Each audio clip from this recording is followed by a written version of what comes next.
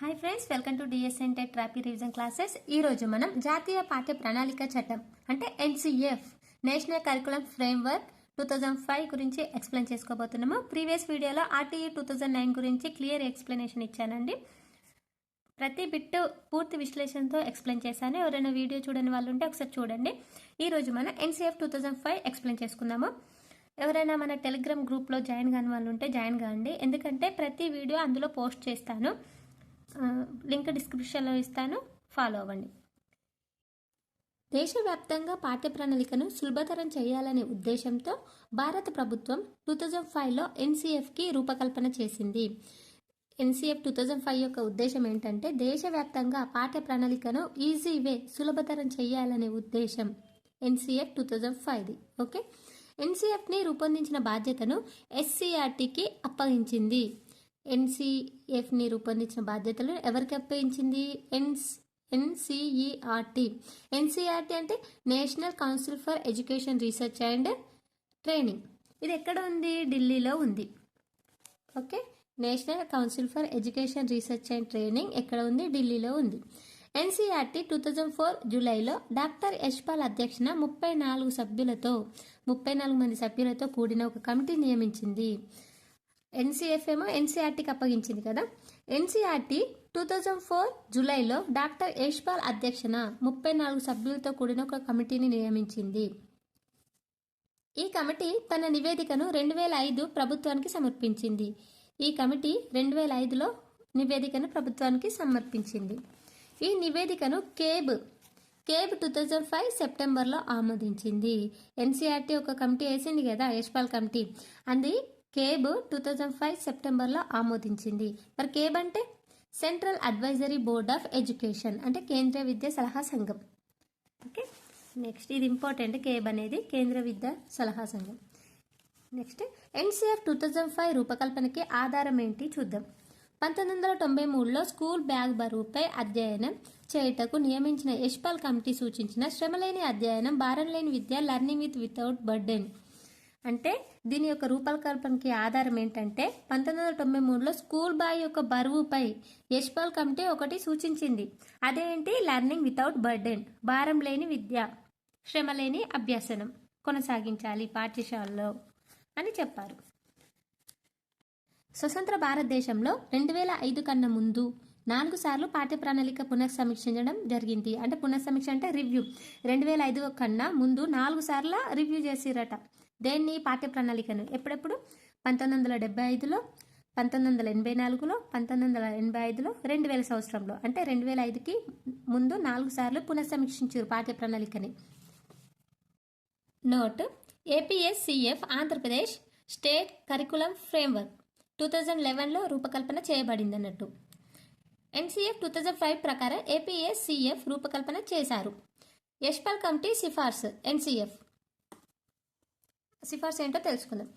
Yashpal committee యొక్క సిఫార్సు: ప్రాథమిక విద్య ప్రాథమిక హక్కు అనే భావన నిజం కావాలంటే పాఠశాల వయసు గల పిల్లలందరూ పాఠశాలలోనే ఉండాలి. పాఠశాల విద్య ప్రాథమిక హక్కు అనే భావన నిజం కావాలంటే పాఠశాల వయసు గల పిల్లలందరూ ఎక్కడుండాలి? పాఠశాలలో ఉండాలి. సెకండ్ పాయింట్, పాఠ్య ప్రణాళిక సులభంగాను మాతృభాషల్లోనూ ఉండాలి. పాఠ్య ప్రణాళిక అనేది ఈజీగా మన మాతృభాషల్లో ఉండాలి. అభ్యసనం కంఠస్థ పద్ధతి నుండి అర్థవంతమైన అభ్యాసంగా కొనసాగాలి. అభ్యాసం అనేది కంఠస్థ పద్ధతి నుండి అర్థవంతమైన అభ్యాసం కొనసాగాలి. కంఠస్థ పద్ధతి కాకుండా అర్థవంతమైన అభ్యాసనంగా కొనసాగాలి. ఫోర్త్ పాయింట్, తరగతి గది జ్ఞానం నిజ జీవితానికి ఉపయోగపడాలి. యశ్పాల్ కమిటీ సిఫార్సు ఏం చేశాడు చూడండి. తరగతి గది జ్ఞానం నిజ జీవితానికి ఉపయోగపడాలి. రియల్ లైఫ్లో మన జ్ఞానం అనేది ఉపయోగించబడాలి అని చెప్తుంది. పరీక్షలను సరళీకృతం చేయాలి, అంటే పరీక్షలను సింప్లిఫై చేయాలి. దేశవ్యాప్తంగా ఏకీకృత పాఠ్య ప్రణాళిక అమలు చేయాలి. దేశవ్యాప్తంగా ఒకటే పాఠ్య ప్రణాళికను అమలు చేయాలి. తరగతి గది పరిజ్ఞానం ప్రజాస్వామ్య విలువలను పెంపొందింపజేయాలి. తరగతి గది పరిజ్ఞానము ప్రజాస్వామ్య విలువలను విద్యార్థుల్లో పెంపొందించాలి. పాఠ్య ప్రణాళికలో స్థానిక అంశాలకు అధిక ప్రాధాన్యత ఇవ్వాలి. మన టెక్స్ట్ బుక్లలో స్థానిక అంశాలకు రిలేటెడ్ అంశాలు ఎక్కువ ప్రాధాన్యత ఇవ్వాలి. 9th పాయింట్, మన సాంప్రదాయం, వృద్ధులు, కళలు మొదలగున వాటిని పాఠ్య ప్రణాళికలో చేర్చాలి. మన సాంప్రదాయం, మన కల్చర్ గురించి పాఠ్య ప్రణాళికలో చేర్చాలి. 10th పాయింట్, పాఠ్య ప్రణాళిక వర్తమాన అవసరాలతో పాటు భవిష్యత్ అవసరాలు దృష్టిలో పెట్టుకొని రూపొందించాలి. పాఠ్య ప్రణాళిక అనేది అన్ని అవసరాలను దృష్టిలో పెట్టుకొని రూపొందించుకోవాలి. పాఠ్య ప్రణాళికలో స్థానిక అంశాలకు అధిక ప్రాధాన్యత ఇవ్వాలి. ఇది ఇంపార్టెంట్ పాయింట్. నెక్స్ట్ నోట్ ఇక్కడ ఎన్సీఎఫ్ 2005కి మూలం ఏంటి? ఎన్సీఎఫ్ 2005కి మూలం ఏంటంటే అది ఏ విధంగా అభ్యాసం చేయాలి అని. వైగోట్స్కి ప్రతిపాదించిన నిర్మాణాత్మకవాదం అంటే నిర్మాణాత్మకవాదం దేని గురించి చెప్తుంది? విద్యార్థి జ్ఞాన నిర్మాణం అంటే విద్యార్థి జ్ఞానం అనేది రియల్ లైఫ్లో యూజ్ చేసేటట్టు ఉండాలి అని చెప్పారు. ఎవరు? వైగోట్స్కి. ఎన్సీఎఫ్కి ముఖ్య ఉద్దేశం విద్యార్థి యొక్క జ్ఞాన నిర్మాణం. చెప్పింది ఎవరు? నిర్మాణాత్మకవాదం ప్రతిపాదించిన వైగోట్స్కి. ఎన్సీఎఫ్ 2005 చైర్మన్ ఎవరు? డాక్టర్ యశ్పాల్. ముందు ఎన్సీఎఫ్ 2005 చైర్మన్ కాకముందు అతను యూజీసీకి చైర్మన్గా ఉండేవాడు. యూజీసీ అంటే UGC university grand commission. UGC means university grand కమిషన్కి ఇప్పుడు మాజీ చైర్మన్ డాక్టర్ యశ్పాల్. ఎన్సీఎఫ్ 2005 నివేదిక 22 భాషల్లోకి అనువదించింది. ఎన్సీఎఫ్ 2005 నివేదిక 22 భాషల్లోకి అనువదించింది. ఇప్పుడు జనరల్ పాయింట్స్ చూద్దాం. ఎన్సీఎఫ్ 2005లో 5 అధ్యాయాలు కలవు. రవీంద్రనాథ్ రచించిన సివిలైజేషన్ అండ్ ప్రోగ్రెస్ అంటే నాగరికత అండ్ ప్రగతి అనే గ్రంథంలోని సృజనాత్మక శక్తి, సహజమైన ఆనందం బాల్యానికి కీలకం అనే వాక్యంతో ప్రారంభమవుతుంది. ఇప్పుడు ఇదేంటి? ఎన్సీఎఫ్ 2005లో 5 అధ్యాయాలు ఉంటాయి కదా.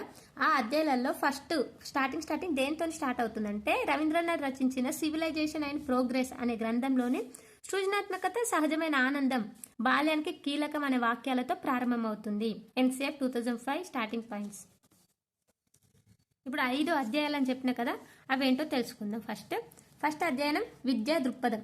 సెకండ్ విద్యాభ్యాసం.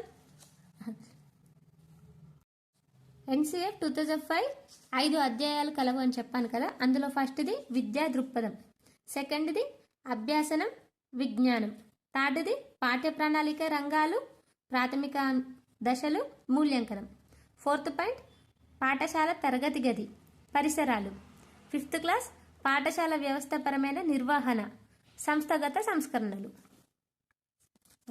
వీటి గురించి ఇప్పుడు డీటెయిల్గా ఇన్ఫర్మేషన్ తెలుసుకుందాము. ఇక్కడ చూడండి, అధ్యాయం వివరించే అంశం. ఫస్ట్ అధ్యాయం ఏంటంటే విద్యా దృక్పథం. ఇది వివరించే అంశం ఏంటంటే గుణాత్మక విద్య. గుణాత్మక విద్యని వివరిస్తుంది. మరి గుణాత్మక విద్య గురించి మనం ఇన్ఫర్మేషన్ తెలుసుకుందాము. నేను జంగం విశ్వనాథ్ సార్ బుక్ ఎప్పుడు ఫాలో అవుతానండి. ఇందులో కొంచెం ఎక్కువ ఇన్ఫర్మేషన్ ఉంటుంది, అందుకే నేను ఈ బుక్ ఫాలో అవుతా. ఇక్కడ చూడండి, మొదటి అధ్యాయం విద్యా దృక్పథం. విద్యా ప్రణాళిక శ్రమలేని అభ్యాసనాన్ని పాటించాలి అంటే లర్నింగ్ వితౌట్ బర్డెన్ నివేదిక 1993. రాజ్యాంగం ప్రసాదించిన సాంఘిక న్యాయం, సమానత్వం, లౌకికవాదం లాంటి విలువలు పాఠ్య ప్రణాళికలో ప్రతిఫలించాలి. పిల్లలందరికీ గుణాత్మక విద్యను అందించే హామీని కల్పించి అందరికీ సమాన విద్యా అవకాశాలు ఇవ్వాలి. ప్రజాస్వామిక విలువలను, లింగ సమానత్వం, ఎస్సీ ఎస్టీ సమస్యలు, అంగవైకల్యం వారి సమస్యలు తీర్చాలి. ఇతరులతో కలిసి పనిచేసే సహకార గుణం, సృజనాత్మకత శక్తి, సౌందర్య అభిరుచి, ఇతరుల సంక్షేమం, సంవేదాల పట్ల చురుకుదనంగా పాల్గొనడం లాంటివి విద్యార్థుల్లో పెంచే దిశగా విద్యా లక్ష్యం ఉండాలి.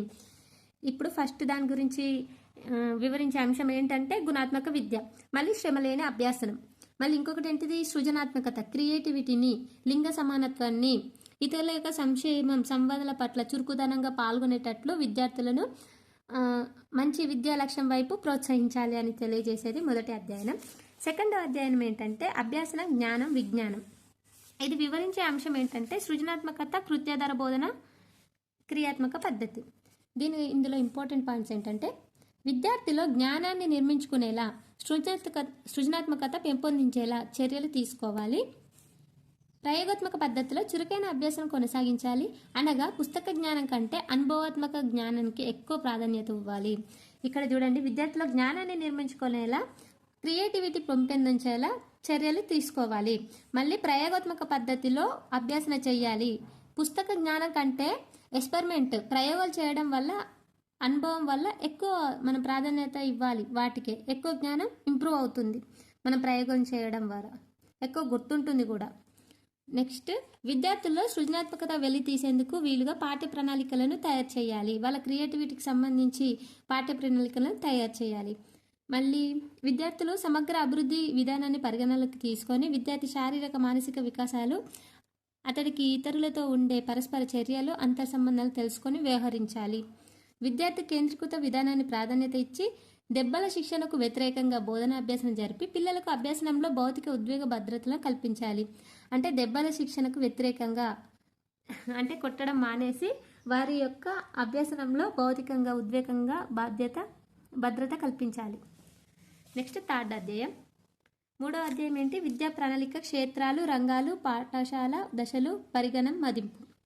అంటే దీని యొక్క వివరించే అంశం ఏంటంటే బోధించాల్సిన విషయం భాష, గణితం, ఈవీఎస్, పని విద్య, కళా విద్య, వ్యాయామ విద్య, ఆరోగ్య విద్య గురించి ఎక్స్ప్లెయిన్ చేస్తుంది. ఇది ఫస్ట్ భాష. భాష గురించి ఏంటంటే LSRW. LS అంటే భాషణ, శ్రవణం, పఠనం, లేఖనం సంబంధించిన పుస్తక జ్ఞానం కాకుండా అవసరమైన ఇతర జ్ఞానాన్ని కూడా అందించాలి. ప్రాథమిక స్థాయిలో లేఖనాన్ని పిల్లల శ్రవణ, భాషణ, పఠన నైపుణ్యాల జ్ఞానంతో అనుసంధించాలి. అంటే LSRWA కాకుండా పుస్తక జ్ఞానంతో అవసరమైన జ్ఞానాన్ని కూడా అందించాలి.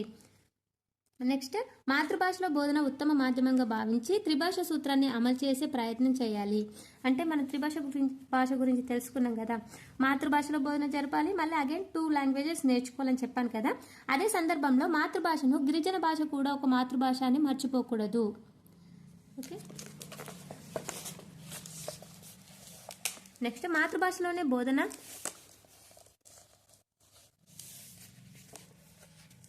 ఇది ఇంపార్టెంట్. ఇక్కడ విలువల విద్య, జీవన నైపుణ్యాల విద్యను బోధించాల్సిన ఉపాధ్యాయుడు ఎవరు? భాషోపాధ్యాయుడు. విలువల విద్య, జీవన నైపుణ్యాల విద్యను బోధించాల్సిన ఉపాధ్యాయుడు భాషోపాధ్యాయుడు. ఇంపార్టెంట్.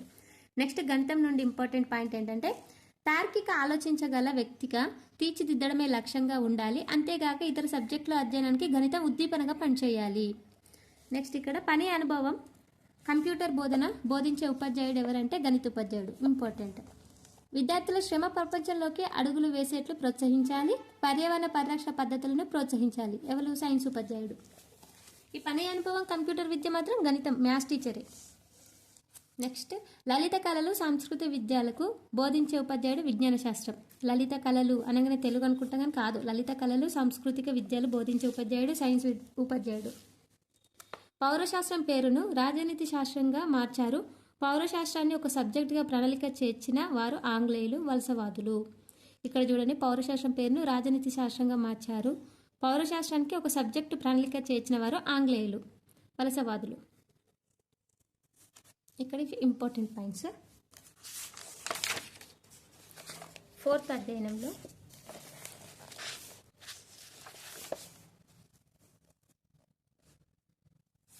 నాలుగో అధ్యయనం పేరు ఏంటంటే పాఠశాల తరగతి వాతావరణం.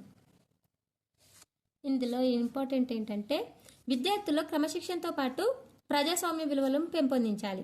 అలాగే పాఠ్యేతర కార్యక్రమాలైన సంగీతం, నృత్యం, చిత్రలేఖనం, జానపదం, తోలుబొమ్మలు, బంకమట్టి పని, రంగస్థలం, వారసత్వ, క్రాఫ్ట్ లాంటి ప్రథమ స్థాయిలో ఒక సబ్జెక్టుగా ఉంచాలన్నట్టు పాఠ్యేతర కార్యక్రమాలు. నెక్స్ట్, ప్రాథమిక విద్యా స్థాయి నుండే శాంతి విద్యను ప్రోత్సహించాలి. శాంతి విద్యను ఏ క్లాసులో బోధించాలి అని అడుగుతారు. ప్రాథమిక స్థాయి నుండే బోధించాలి శాంతి విద్యను. ఉపాధ్యాయ శిక్షణలో శాంతి విద్య ఒక సబ్జెక్టుగా ఉండాలి. గ్రంథాలయం ఒక ముఖ్య అంతర్భాగంగా ఉండాలి. స్వీయ క్రమశిక్షణను అభివృద్ధిపరచాలి. అది 4వ అధ్యాయానికి సంబంధించి.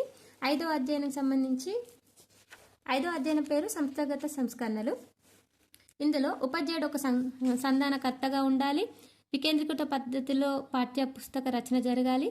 బహుళ పాఠ్య పుస్తకాలకు అందుబాటులో ఉంచాలి. ఇది 5వ అధ్యాయం గురించి ఇంపార్టెంట్ పాయింట్స్. ఓకే. ఇక్కడ NCFలో ముఖ్యాంశాలు చూద్దాం. NCF 2005లోని మరికొన్ని ముఖ్యాంశాలు. విద్యార్థుల ప్రగతి పత్రాల్లో మిగతా పాఠ్యేతర అంశాల మార్కులు కూడా కలపాలి. కంఠస్థ పద్ధతి, బట్టి పద్ధతులను నిరుత్సాహపరచాలి. పూర్వ ప్రాథమిక పాఠశాలను ఏర్పాటు చేసి ప్రాథమిక విద్యను సంసిద్ధులు చేయాలి. ప్రాథమిక పాఠశాల పని దినాలు 200 రోజులు దాటకూడదు. 2005 ప్రకారం 2వ తరగతి వరకు ఎలాంటి ఇంటి పనిని ఇవ్వరాదు. అయితే 3 నుండి 5 తరగతుల వారికి 2 గంటలు ఇంటి పని వారానికి ఒకసారి ఇవ్వవచ్చు. అంటే 2వ తరగతి వాళ్ళకు ఇంటి పని ఇవ్వరద్దు.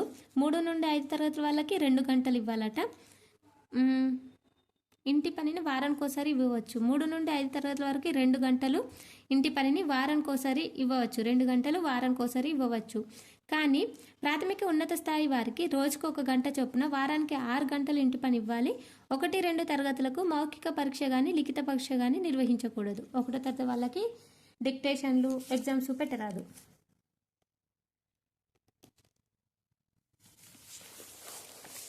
ఇంట్లో అంతే.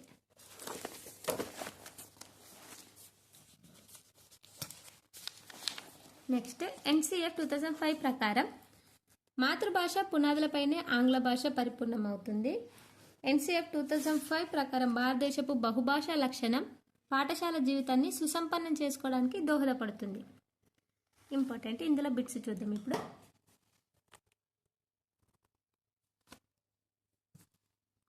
ఫస్ట్ బిట్, ఎన్సిఎఫ్ 2005 ప్రకారం భాషను బోధించే బాధ్యత ఏ ఉపాధ్యాయుంది? భాషను బోధించే బాధ్యత ఏ ఉపాధ్యాయుంది? ఉపాధ్యాయులందరిది. ఓకే, గుర్తుంచుకోండి.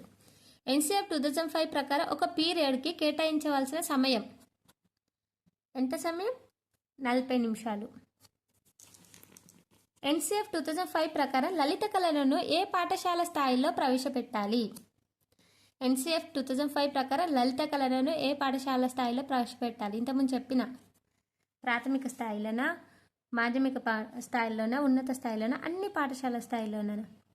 అన్ని పాఠశాల స్థాయిలో ప్రవేశపెట్టాలి. ఏ స్థాయిలో ప్రవేశపెట్టాలంటే ప్రాథమిక నుండే ప్రవేశపెట్టాలి. విద్యార్థికి ఆహ్లాదమైన అభ్యాసనం, పరిపూర్ణమైన పరిజ్ఞానం అందాలంటే మనం కొంచెం మన సబ్జెక్టు యొక్క సరిహద్దులను చెరిపేయడం మంచిది అని అభిప్రాయపడింది ఎవరు? ఎన్సిఎఫ్ 2005. ఇంతకుముందు ఇక్కడ చెప్పుకున్నాం కదా, ఎన్సిఎఫ్ 2005 ప్రకారం హోంవర్క్ ఎవరెవరికి ఇవ్వాలి? 1, 2 క్లాసులకి నిషేధం, హోంవర్క్ లేదు, ఎగ్జామ్స్ లేవు. 3, 4, 5 వారికి 2 గంటలు ఇవ్వాలి వారానికి. 6, 8 తరగతులకు వారానికి 5 నుండి 6 గంటలు, అంటే ఒక రోజుకు 1 గంట ఇవ్వాలి. 9 నుండి 10 తరగతుల వారికి వారానికి 10 నుండి 12 గంటలు, రోజుకి 2 గంటలు.